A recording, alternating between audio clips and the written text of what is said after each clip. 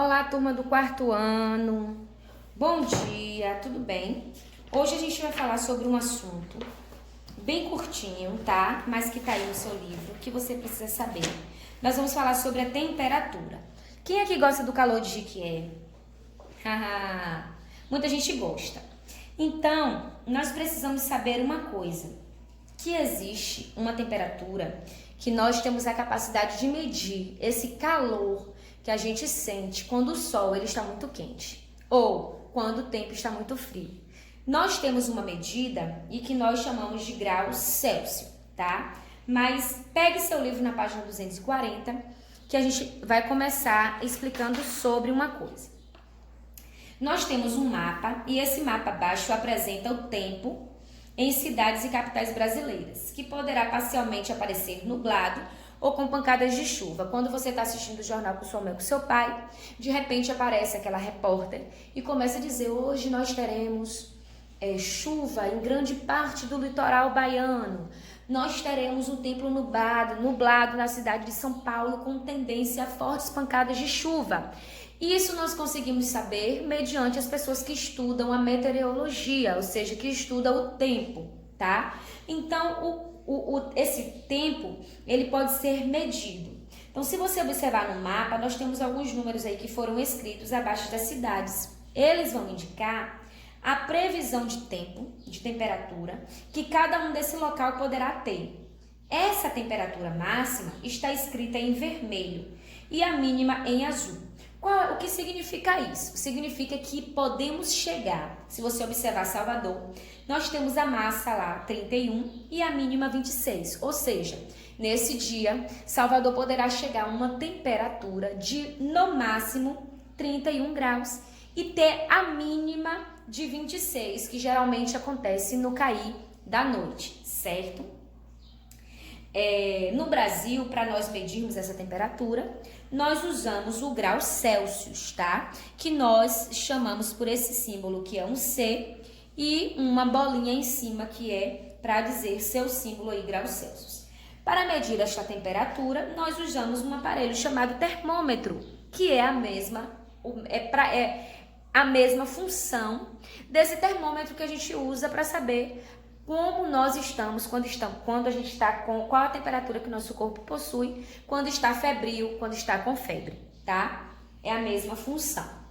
Cuidado que você não pode de forma alguma, tá? Pegar aí um termômetro quebrado, porque ele pode ter esse vidro aí que pode lhe machucar e ele também tem um metal líquido nele que nós chamamos de mercúrio e que ele é muito prejudicial à saúde. Então, temperatura é basicamente isso.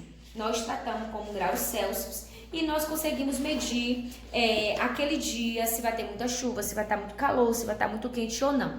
E o símbolo dele é graus Celsius. Então, toda vez que você for utilizar uma temperatura, você vai precisar colocar 45 graus Celsius, 41 graus Celsius, tá? 21 graus Celsius. A gente precisa marcar essa temperatura para saber que nós estamos falando do Celsius, tá? Façam uma atividade aí, porque agora também nós vamos falar sobre essa medida de capacidade agora, ou volume, que nós estamos falando do litro já e dos seus múltiplos, tá? Quando nós falamos dos seus litros e dos seus múltiplos, nós precisamos entender uma coisa, nós precisamos entender que, antigamente, as pessoas usavam os objetos como conchas, as cuias de ovos para medir a capacidade de alguma coisa, de um recipiente.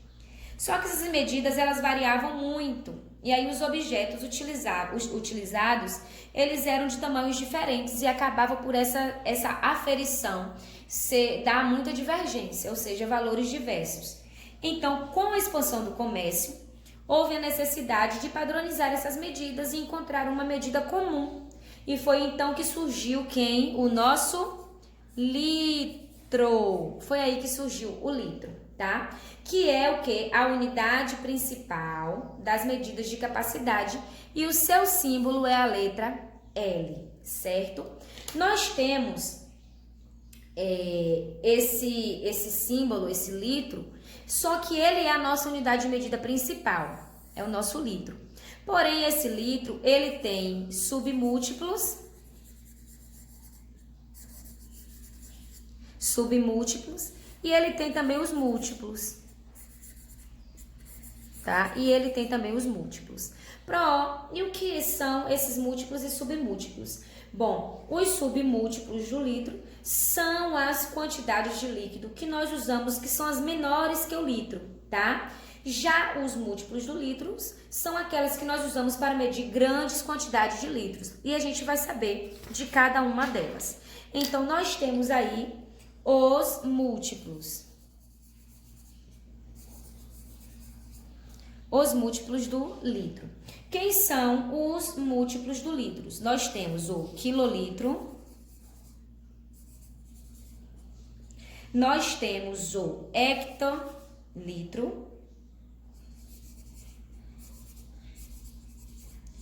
e nós temos o decalitro,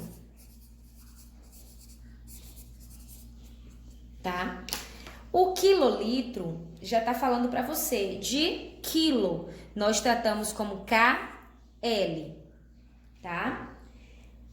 Nós temos esse KL, representa a quantidade de 1000 litros, tá? E ele é 1000 vezes maior que o litro, certo?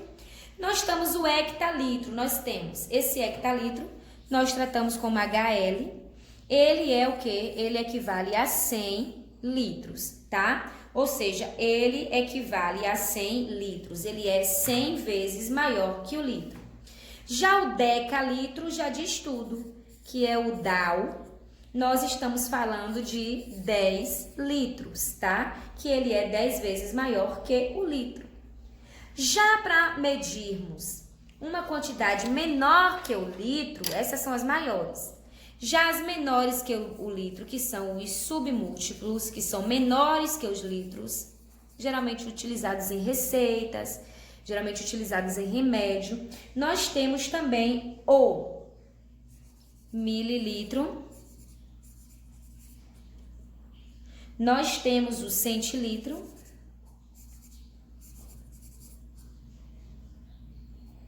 e nós temos o decilitro.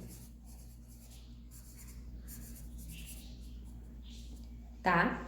O mililitro a gente utiliza como ml, é a ml, tá? É o ml. E nós temos aí o que? 0,001 litro. Ou seja, ele é 1000 vezes menor que o litro.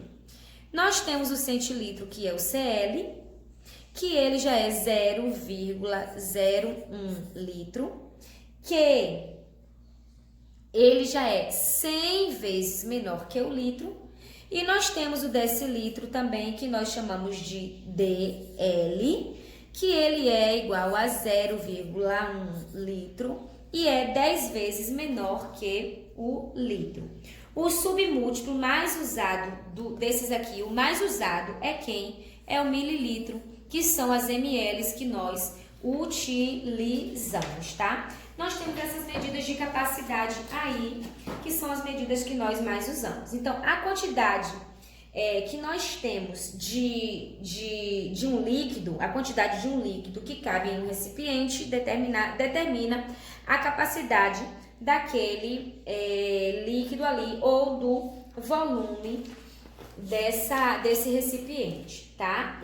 Para a gente medir essa capacidade ou volume, a gente utiliza essa medida que nós já falamos, né? Que é menor que o litro, que é o mililitro, que é o que nós mais usamos.